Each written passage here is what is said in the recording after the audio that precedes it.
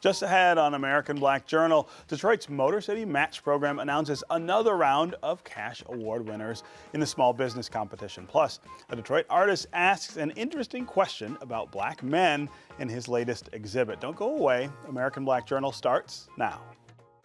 Masco Corporation is proud to manufacture innovative and environmentally friendly products for the home. Delta faucets, craft-made in Merillat cabinets, and Behr brand paints have all been designed with you in mind. Masco and its family of companies, serving Michigan communities since 1929. For nearly 100 years, Ally has been a part of Detroit, and we give back by volunteering and donating in our community. We have a commitment to diversity and increasing economic mobility in our hometown. At Ally, we're dedicated to doing it right every single day.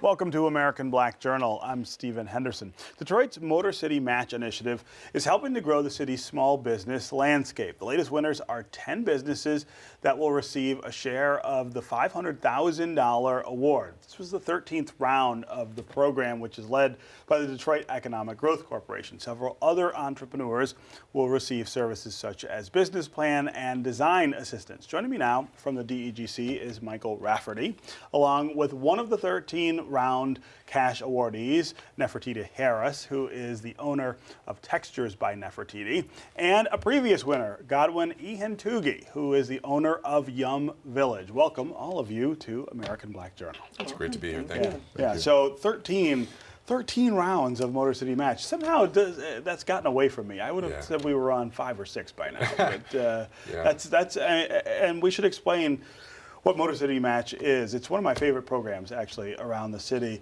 in that it tries to sort of take a look at businesses that are here, operating, and maybe need a little help to get to a new space or grow a little more than they have. Yeah.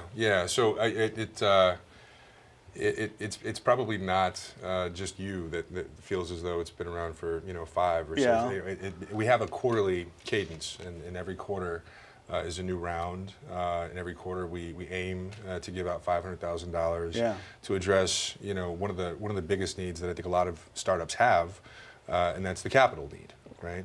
And in addition to that, we provide a lot of other supports and interventions to reduce barriers.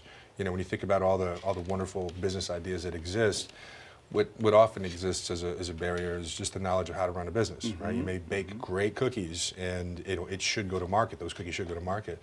But learning how to put together a good business plan, learning how to actually run an effective business and satisfy the right market, and finding the right space. I mean, location is absolutely true.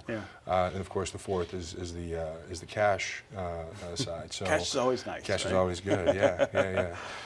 So yeah, I mean, having started off in 2016, it definitely feels like this program, should 13 seems How like could a really we be at big 13 number, already? Right, but there have been 13 quarters since then, right?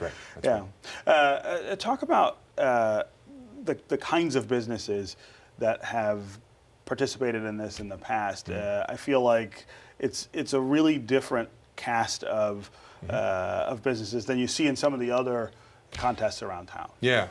So I mean, the diversity and the variety of businesses is remarkable. The program essentially takes applications that come in, reviews the applications for a series of things, including, is there demand for this? And will this particular business be supported by the community and add to the community?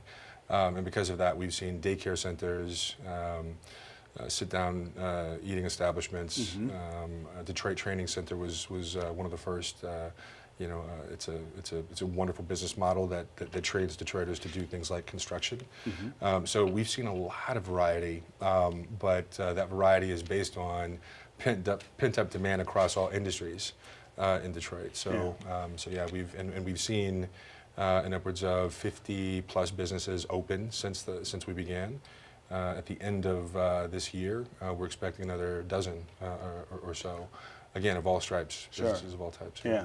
So I know both of your businesses pretty well, and I think most people do, but I'm going to ask you both to talk about what you do, and then talk about how Motor City Match is going to help you in that business. I'll start with you, Nefertiti Harris. Hi, my name is Nefertiti Harris, and I am the owner of Textures by Nefertiti. I've been a natural hair culturalist, is what we call ourselves, for 27 years. And I got started because I wanted to maintain a space where I can take care of my son and monetize what I do. What you can do, right? What I can do. And so I started in my home many years ago, was able to raise my son and, create a large clientele. And I planned that, when he turned 10, then I would seek for a space outside of my home, and I did.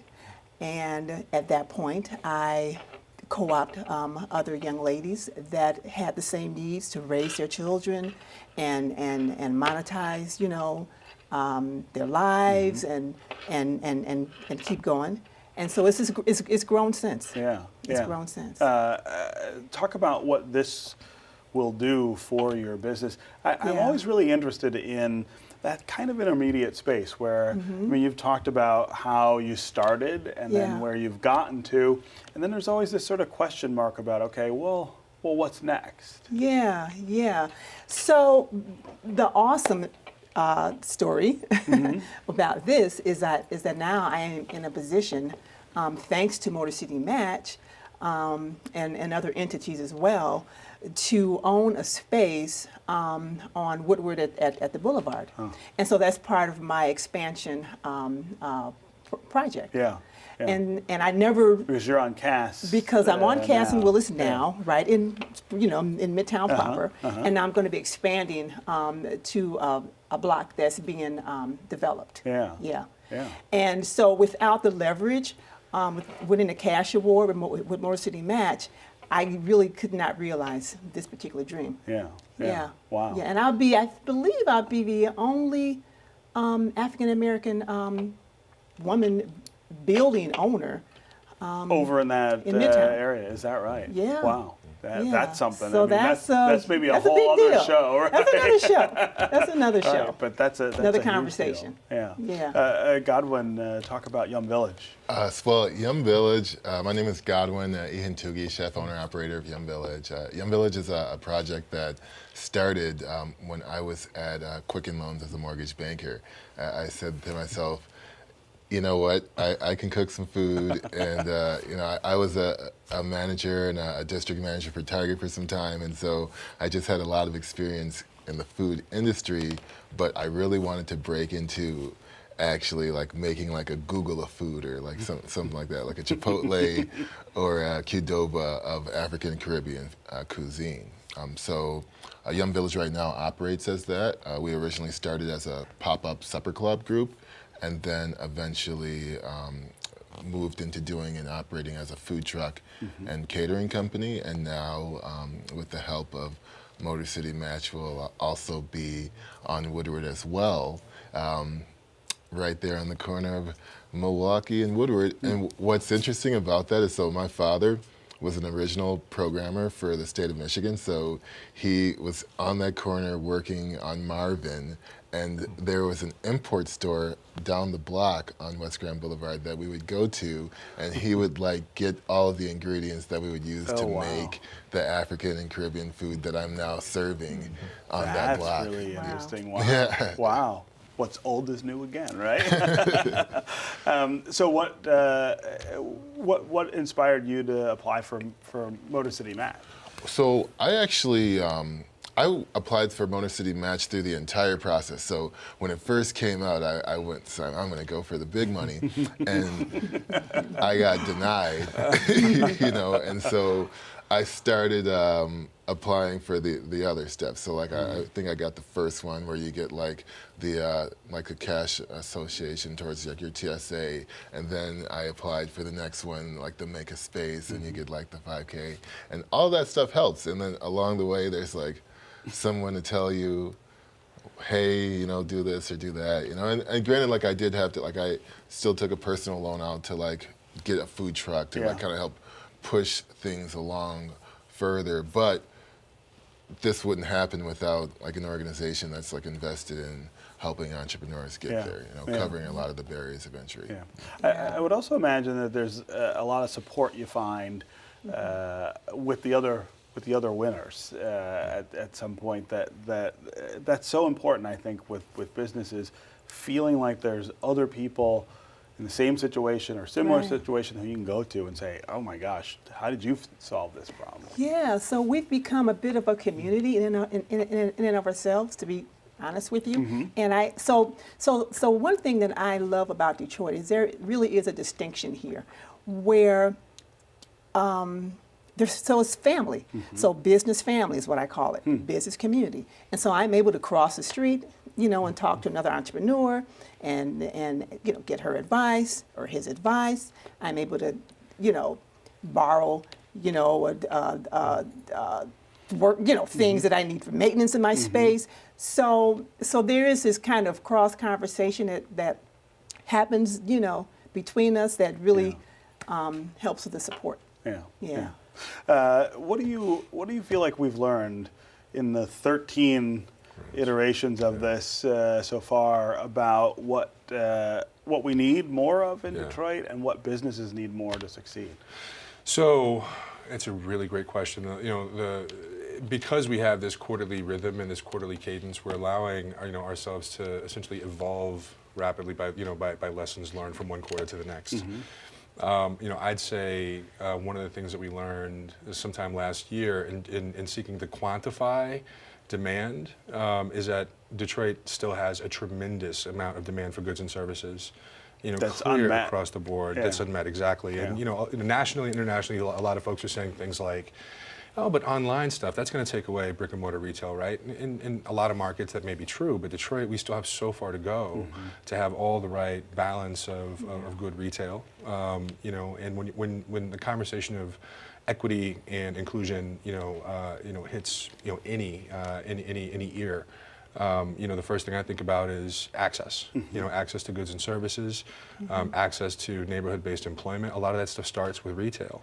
And you know, we in our study, you know, one of the things that we learned was that even though we're spending a tremendous amount of money still in the city of Detroit on our goods and services as residents, we're still spending billions, literally billions with a B, outside of the city. Elsewhere, right? You know, in part because what we desire doesn't exist here. So one of the things that we've always known, but we've validated through experience, through the programming, and you know, through our own analysis, is that we can keep this program going for some time. Keep going for a long time. You know, to be able to, as far as the attraction, you know, the business attraction side.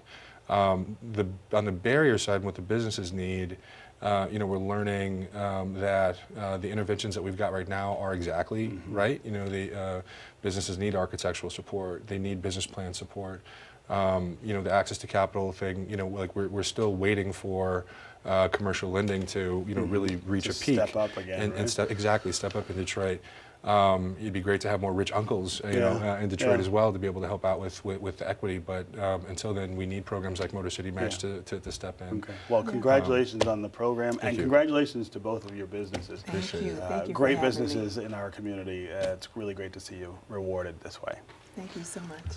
All right, just ahead, a Detroit artist uses a unique process for creating his latest body of work. But first, we continue our look back at this program over the last 50 years. Here's a 1995 Detroit Black Journal conversation about bringing equestrian sports to Detroit. It sounds very ambitious. It sounds almost like an impossible dream, especially when you stop to think that it all centers around equestrian sports. Well, that is partially true, Daryl, but let's just talk about equestrian sports. Equestrian sports generate over $15 billion a year to the GNP. And if we can capture some of that GMP money here in Detroit, obviously that would go a long way to boost our economy. In fact, we have been granted a license to hold the world, I shouldn't say we've been granted, we have a guarantee that we can achieve the license to hold the World Equestrian Cup in the year 2001, which would be our tricentennial anniversary. And that event could generate over $175 million to the Detroit economy. So we're talking about something akin to preparing Detroit for a kind of Olympic competition, as it were. But it seems like the clock is ticking, and I guess what we're talking about here is a major development with major components. And let's just take a look at some of those components very briefly. All right. And then get back to the point of whether or not equestrian sports are viable for the city of Detroit. We're talking about a development that has as its mainstay the Detroit Equestrian Center, the Detroit Hunt Club, the Detroit Hippotherapy Center, the Detroit Riding Academy, and the Detroit Veterinary Center. All of these housed in this complex on Belle Isle Park. Correct. We're essentially talking about the kind of development no one has actually seen around here in the past. In their individual parts, what do they all mean? For instance, Gerald, the Detroit Equestrian Center, what is that and what does it really mean to Detroit? The Detroit Equestrian Center will be a world-class recreational leisure center that will focus on equine recreation and marine recreation. As Bill stated, there are a lot of monies being generated within the equine industry, and I'm sure you already know that Detroit or Michigan has the largest number of registered boats of any state in the union. So there's a lot of money in the area of marine recreation.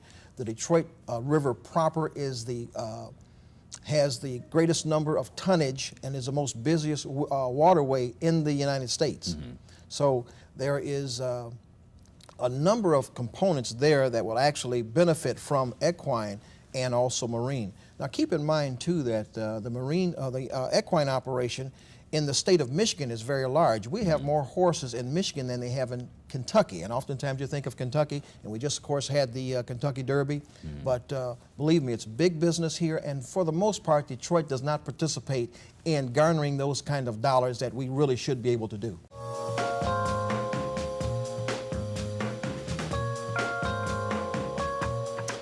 Artist Mario Moore calls on his own experiences as a black man when he creates his unique works of art. In his latest exhibition, Moore uses a 15th century art technique called silver point and asks the provocative question, is it possible for black men to truly rest? Detroit Performs has his story.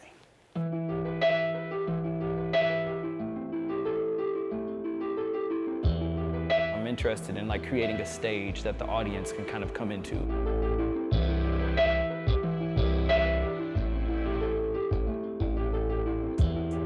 Art to me has always been involved in my life. I grew up around the DIA. I used to go visit the museum when I was a kid.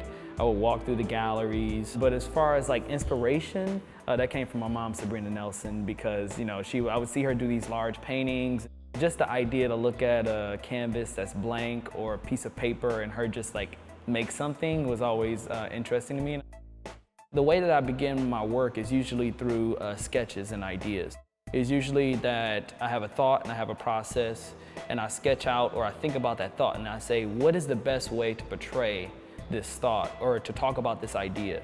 So that can go to sculpture, that can go to drawing, that can go to video, that can go to painting, but the majority of the time, I'm interested in a massive narrative. We're in the David Klein Gallery, and the show is called Recovery, and the show is about considering how black men rest and relax and take time for themselves. What happened was I was working on a body of work where I was thinking about myself personally and how I move my body through the world and how the world considers me as a black man. And then I had brain surgery. I had brain surgery and literally I was forced to rest. So that made me think about things historically, like how did historic black men that we know and the world knows, like a Martin Luther King or a Malcolm X or a W.E.B. Du Bois, and when we look up their names, they're always speaking really loud, they're on the podium, they're always active. In times of turmoil, what we're dealing with today as far as everything politically and socio-economically. How do I rest? Because we're kind of in a similar state. And in some ways, in some senses, as far as education and other things like that, it's worse. It's gone backwards instead of forwards. So, but I'm at the same time, we're human. So these men took vacations. They took time with their family. They took naps. So I started to think about that, and the work presents a question because I don't have the answer. So how do black men rest? How do they relax? And what does that look like? It has to do with just the history of America, in that black men and black people, just in general, we're in the process of constantly having to stay ahead, right? To catch up economically.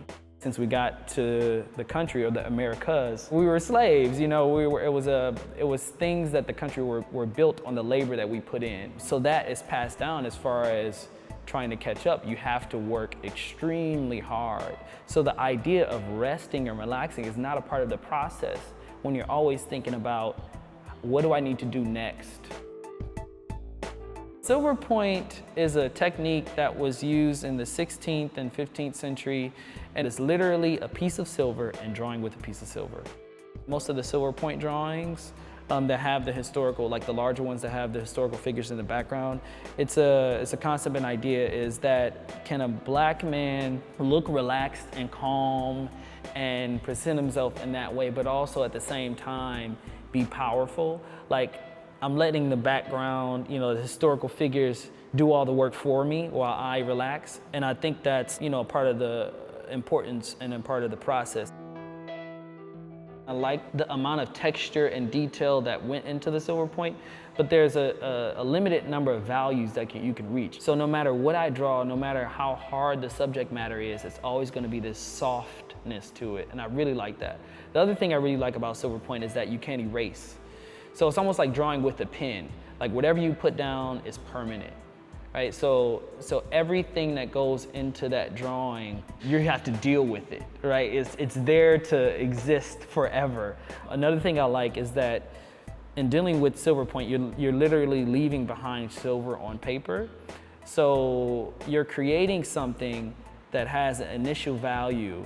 And with the work that I was working on, I'm dealing with a subject matter that people don't see as valuable. America often sees as invaluable as far as black men, and also this idea of rest, and this idea of relaxing. So I think that material has worked for me really well in thinking about these ideas and concepts.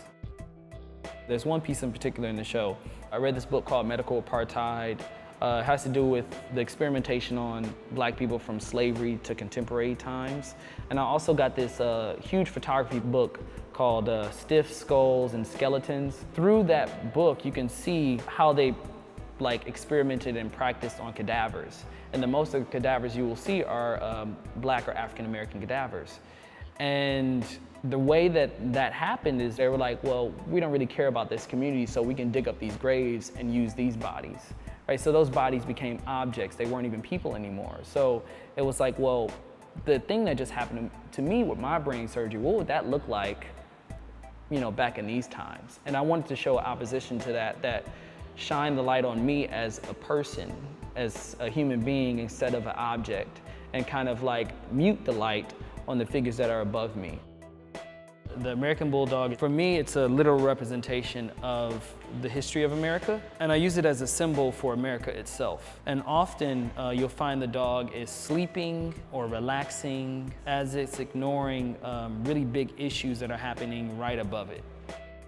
I include history in my work because as far as social issues, we kind of roll around all the time back to similar issues over and over again. So I look at the past and I consider it and I'm saying, well, what was happening then kind of looks like now.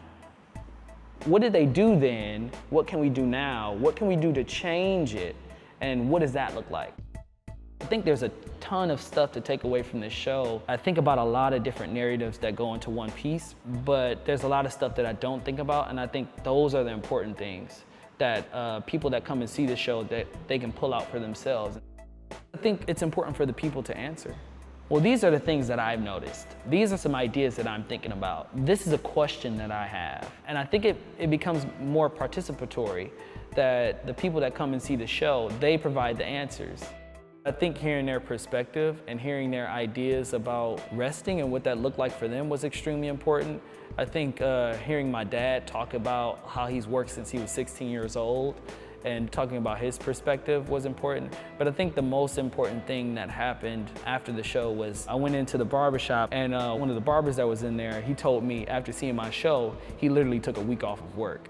And then also hearing that several men, after seeing the show were going outside and crying, which is like that they honestly never thought in this way. So I think those were probably the most important things that happened.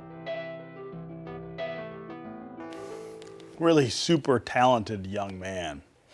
That's our program for today. Thanks for watching. Go to AmericanBlackJournal.org to get more information about our guests and to check out a calendar of upcoming events. Plus, you can always connect with us on Facebook and on Twitter. We'll see you next time. As American Black Journal looks ahead at the next 50 years, we want to hear from you, the viewers. Tell us what you think of this program and what you'd like to see on future episodes. Visit AmericanBlackJournal.org to take a quick survey and share your opinion. Thank you.